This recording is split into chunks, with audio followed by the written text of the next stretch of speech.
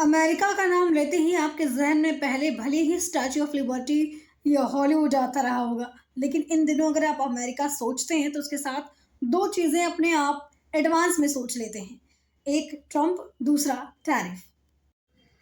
अब ट्रंप की टैरिफ को लेकर इंडिया की पार्लियामेंट में भी सवाल उठाए हैं अपोजिशंस के 2 लीडर ने। एक तो टीएमसी की सांसद, पश्चिम बंगाल के जादवपुर से सांसद सयानी घोष, दूसरे केरला प्रदेश अध्यक्ष और सांसद सुधाकरण। उन्होंने 8 सवालों की लिस्ट मोदी सरकार के ministry of industry and commerce को पकड़ा है और सवाल पूछे। इस पर मोदी सरकार ने भी मिले जुले जवाब दिए हैं। सवाल और जवाब हम आप तक पहुंचाएंगे, तब तक देखते रहिए दी खबर जंक्शन। नमस्कार, मेरा नाम है चांदनी अहमद। टैरिफ की गर्मागर्म चर्चाओं के बीच मोदी सरकार ने भी अपना पक्ष पार्लियामेंट में रख दिया है, क्योंकि टैरिफ एक ऐसी चीज़ है जिससे भारत के निर्यात यानी एक्सपोर्ट को नुकसान पहुंचता है और निर्यात को नुकसान यानी देश के बिजनेस को घाटा। इसलिए इसके बारे में सवाल किया टीएमसी सांसद सयानी घोष और कांग्रेस सांसद सुधाकरण ने कुल 8 सवाल पूछे मोदी सरकार की ministry of commerce and industry से। 11 मार्च 2025 को सरकार ने इसका जवाब दिया है। दरअसल सवाल और जवाब आपको बताते चलते हैं, लेकिन उससे पहले जान लेते हैं कि सवाल और जवाब दूसरे से लेकर 7वें सवालों के जवाब सरकार ने एक साथ दिए हैं।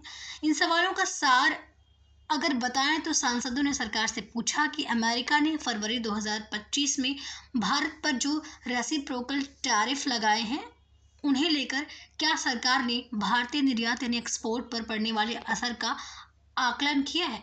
खासकर chemical, metal, jewellery, automobile, pharma और एग्रीकल्चर सेक्टर में अगर हाँ, तो इसका कितना असर पड़ा और इस प्रभाव को कम करने के लिए सरकार क्या कदम उठा रही है।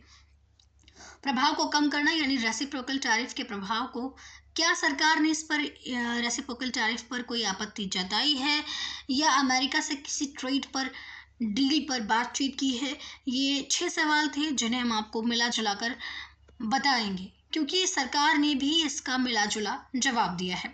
सरकार ने जवाब में कहा कि अमेरिका ने 13 फरवरी 2025 को रेसिप्रोकल ट्रेड एंड टैरिफ से संबंधित एक मेमोरेंडम यानी ज्ञापन जारी किया, जिसमें अमेरिकी सेक्रेटरी ऑफ कॉमर्स यानी वाणिज्य सचिव और ट्रेड रिप्रेजेंटेटिव यानी व्यापार प्रतिनिधि को निर्देश दिया गया कि वे अमेरिका के ट्रेड पार्टनर्स द्वारा अपनाए गए नॉन रेसिप्रोकल ट्रेड अरेंजमेंट यानी ऐसी ट्रेड व्यवस्थाएं जिसमें दोनों पार्टियों के लिए बराबरी वाली शर्तें नहीं होती, ऐसे ट्रेड अरेंजमेंट में अमेरिका को होने वाले नुकसान की जांच करे और हर ट्रेड पार्टनर के लिए डिटेल्स के साथ एक रिपोर्ट पेश करे।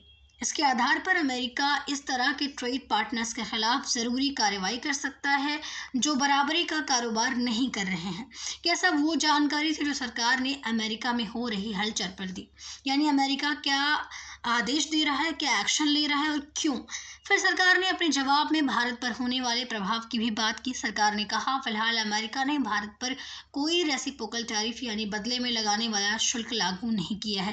भारत सरकार अमेरिका की सरकार के साथ लगातार संवाद में है ताकि द्विपक्षीय ट्रेड संबंधों को आपसी फायदे और निष्पक्षता के आधार पर और ज़्यादा मजबूत किया जा सके।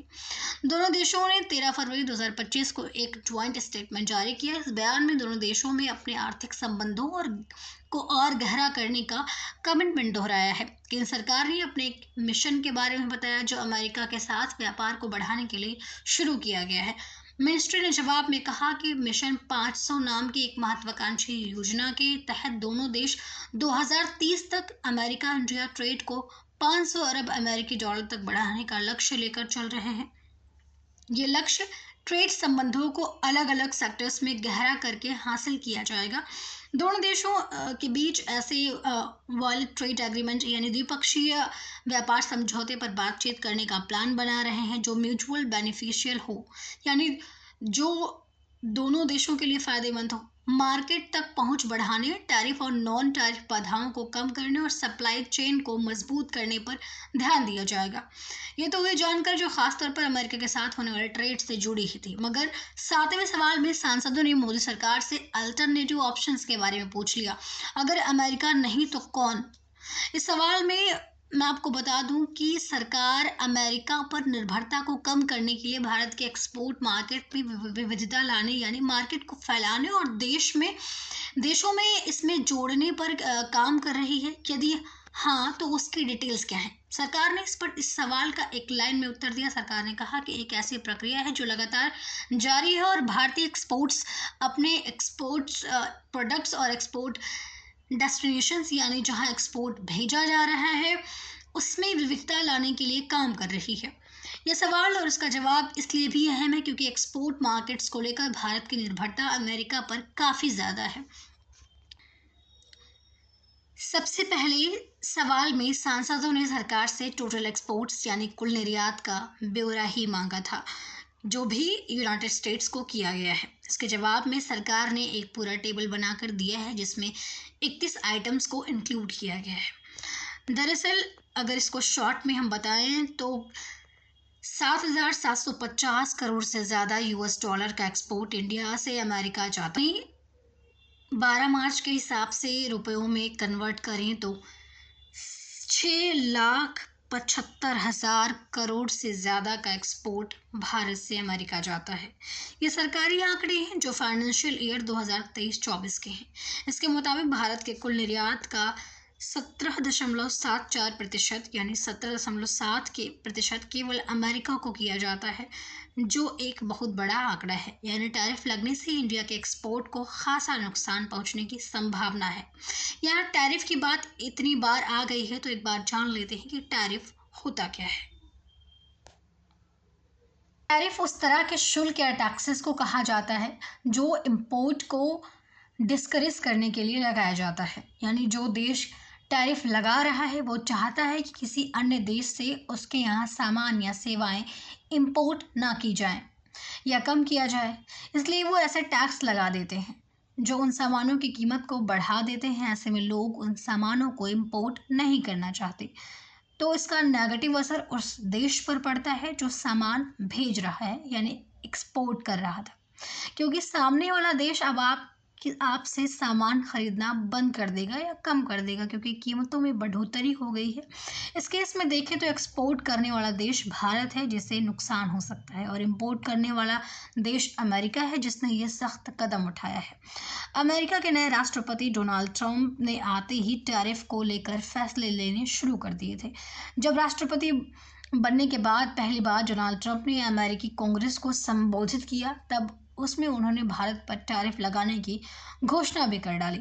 ट्रंप ने अपने संबोधन में कहा कि हमसे 100% टैरिफ वसूल होता है, यह अमेरिका के लिए सही नहीं है। 2 अप्रैल से नए टैरिफ नियम लागू कर दिए जाएंगे।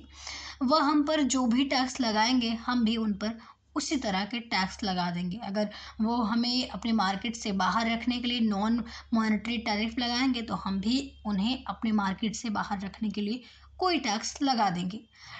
दरअसल ट्रंप ने भारत के प्रधानमंत्री नरेंद्र मोदी की अमेरिका यात्रा के लौटने के बाद कुछ हफ्ते बाद ही इंडिया पे टैरिफ इम्पोज कर दिया। हालांकि 12-13 फरवरी को जब ट्रंप और मोदी जी की मुलाकात हुई यूएसए में, उस दौरान इंडियन इंडस्ट्रीज ऐसा कयास लगा रही थी कि हो सकता है कि टैरिफ को लेकर कोई समझौता हो, कोई बातचीत हो, लेकिन ये सारी कयास जो हैं वो धरातल पर धाराशायी हो गए।